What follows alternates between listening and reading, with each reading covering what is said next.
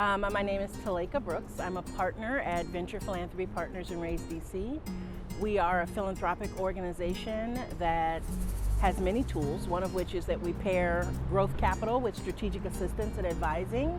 Another is that we have collective impact networks to impact systems change, but all on behalf of children and youth. So 0 to 24, we're trying to improve outcomes for children who are experiencing negative outcomes or are disconnected from school or work.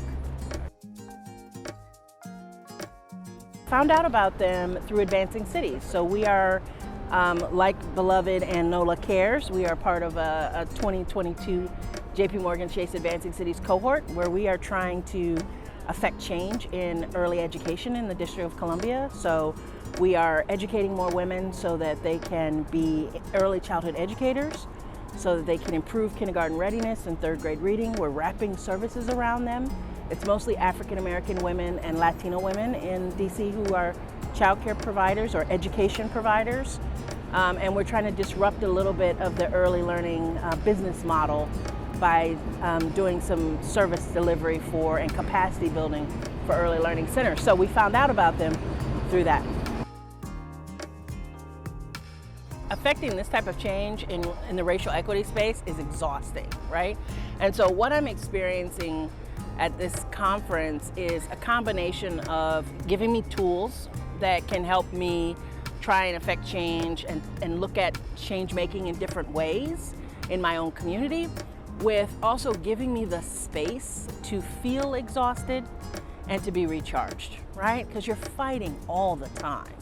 Right? You're fighting for change, you're fighting for recognition, you're fighting for equality, you're fighting for equity, and it wears you down. And so it's a combination of here are some skills and tools that you can use for the fight, and let's take space and just relax, relate, release, and recharge.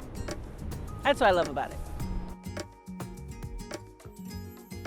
In our history at VPP, we take the tough challenges. So if it's easy, somebody else is doing it, right? So we're tackling things like early childhood education, right? It's such a complex system. You can't just affect the educators, you have to affect the system, and you have to lower costs for the parents, and et cetera. We're also tackling boys and young men of color in our community, and we are a regional organization in all 9 of our communities. Black and brown boys are suffering the most negative outcomes. We've got to change that. Like, you've got to draw a line in the sand and say it stops now, and start really programming for what the future should look like, right?